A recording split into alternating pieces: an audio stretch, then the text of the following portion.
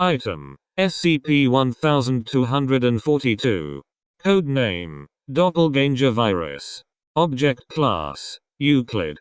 Special Containment Procedures: SCP-1242 is to be contained in 2 adjoining rooms measuring 2 meters x 2 meters x 3 meters, capable of sustaining quarantine for a Category A, UN 2814 biohazard. The rooms should be separated by an airlock. All access to subject is to be limited to a single entry point equipped with remote handling, clean room, decontamination, and quarantine facilities. Remote handling is to be used when interacting with SCP-1242 whenever possible. Level A biohazard suits are required for all non-test subjects physically interacting with SCP-1242. Nutritional needs are human normal, and should be met using standard quarantine protocols. Waste material should be treated as a Category A, UN 2814 biohazard. Waste may be disposed of only after heat sterilization and storage for a period of no less than 14 days to ensure success of the sterilization procedures. Subject is on strict suicide watch, due to subject's proven capacity for self-harm. All requests made by subject must be submitted to the site director. Description: SCP-1242 is an adolescent Caucasian human male 137 centimeters in height, weighing 41 kilograms. Subject communicates primarily in English, is intelligent, and generally cooperative with Foundation personnel. Subject exudes a retroviral agent, hereafter referred to as SCP-1242-1, from all bodily orifices and glands. SCP-1242-1 is 99.9% infectious when transmitted by direct contact through skin contact and 100% infectious when transmitted by direct contact through ingestion. SCP-1242-1 has been shown to be infectious to varying degrees through indirect contact for up to 14 days on average, with the longest recorded period between viral emission and infection being 26 days. SCP-1242-1 contains an unusually large amount of fragmented genetic material and acts directly on the genetic and cellular level, temporarily reverting each individual cell to the stem cell stage through an unknown process before remaking it as a new cell. Individuals infected are to be classified as SCP-1242-1 and quarantined immediately. Infection is followed by an incubation period of 6 hours, after which SCP-1242-1 symptoms begin to manifest. 6 hours. SCP-1242-1 experience acute pain in joints, fever ranging from 3840 C, respiratory difficulty, cardiac arrhythmia, and cyanotic extremities. SCP-1242-1 ceases to be infectious at this time. 8 hours. Subjects in this stage indicate that pain is now global to the body, and intense. Symptoms diverge in this stage depending on the initial mass of the infected individual. There is currently no data on individuals exactly matching the mass of SCP-1242. However, it has been noted that symptoms beyond this point are significantly less severe for individuals within plus 10 kilograms of 40 kilograms.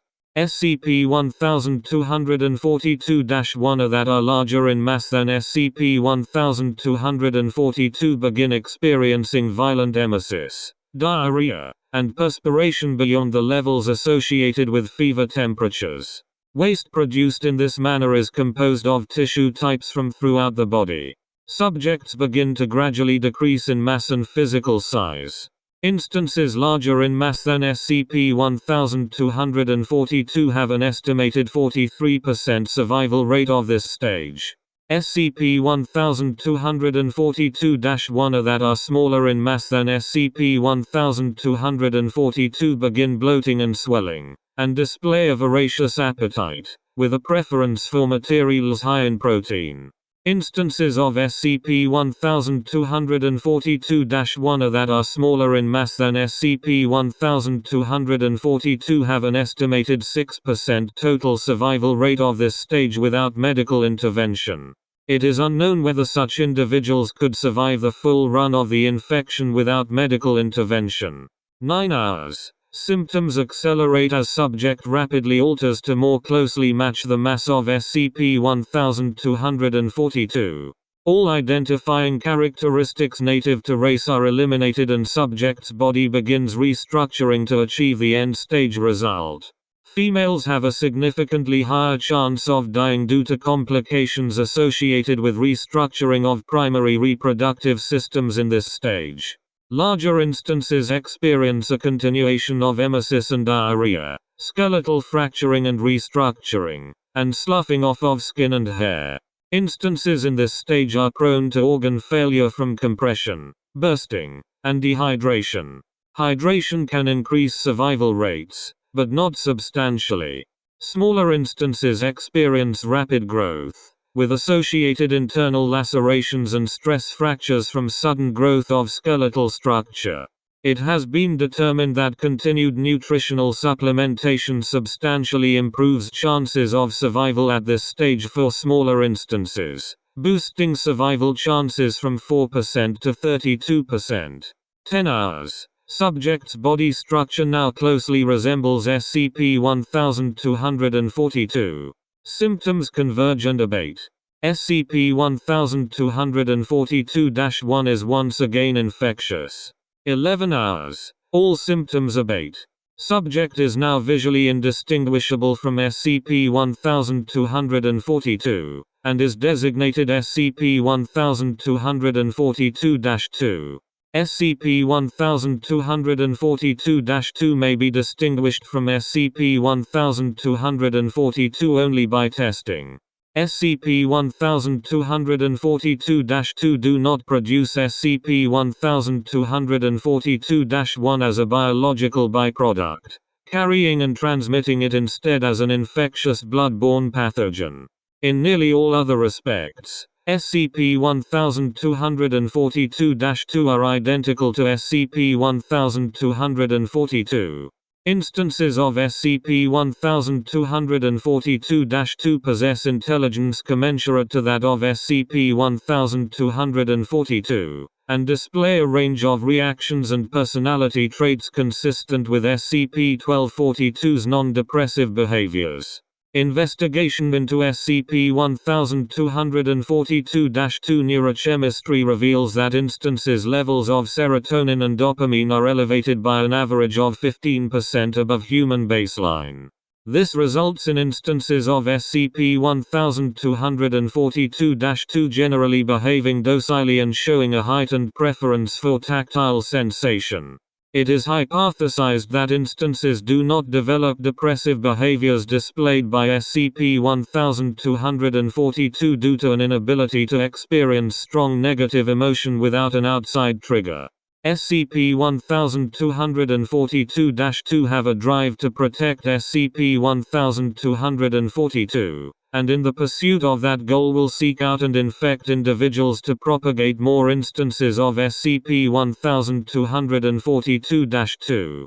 In the event of a direct threat to SCP-1242, instances become extremely violent, lashing out at the perceived threat with any tools or weapons available, but will attack unarmed should they lack weapons. Autopsy of instances terminated while defending SCP-1242 indicates that levels of serotonin and dopamine drop below baseline in response to the perceived threat, with a concurrent and equal elevation in levels of epinephrine, norepinephrine, and testosterone. Psychological evaluation shows that individual instances continue to retain fragmented memories of their existence prior to infection, but do not display any personality traits inconsistent with SCP-1242's non-depressive behavior. Comparison of EEGs taken before and after conversion reveals significant restructuring of the frontal lobes which may contribute to this alteration of personality traits. SCP-1242 was discovered after the Foundation became aware of reports from the rural town, describing identical male youths, corresponding with reports of individuals disappearing. Subject was located in an outlying structure 1.2 kilometers outside of the town proper, surrounded by 24 instances of SCP-1242-2. Subject immediately warned Foundation personnel away, but made no attempt to escape. Agents and were both exposed to SCP-1242-1 in the course of interviewing the subject. Agent recognized a potential biohazard and was able to communicate the necessary precautions before succumbing to infection. Containment teams eradicated all present instances of SCP-1242-2 and took SCP-1242 into custody. The town was placed under quarantine until such time as a lack of infections was determined to exist. Class C amnestics were administered to the population, who were then relocated under a claim of eminent domain. The area of potential infection was then sterilized. SCP-1242 has displayed bouts of chronic depression associated with post-traumatic stress disorder and long-term isolation. Subject avoids discussion of the onset of its condition, and refuses to give its name. Its fingerprints do not match any on file. Addendum A. Reports of instances of SCP-1242-2 outside of Foundation control have been corroborated and neutralized on 5 separate dates. Instances have been located as far as 4,700 kilometers from the point of initial containment. Attempts to question SCP-1242 about these instances have been met with escalation of depressive behavior and emotional withdrawal. Addendum B. Following Incident 1242-1, instances of SCP-1242-2 will be actively sought out and destroyed with all expediency. Plus Incident 1242-1. Site Director clearance only. Access granted. On 56 instances of SCP-1242-2 mounted an assault on site, where SCP-1242 is contained. Instances were armed with weapons ranging from small arms to explosive munitions made from commercially available ingredients.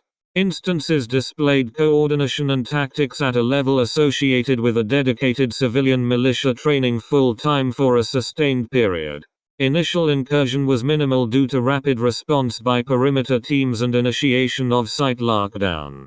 While initial casualties were low, casualties from infection of personnel by SCP-1242-1 were high. It is still unknown how instances were able to obtain weapons and locate SCP-1242.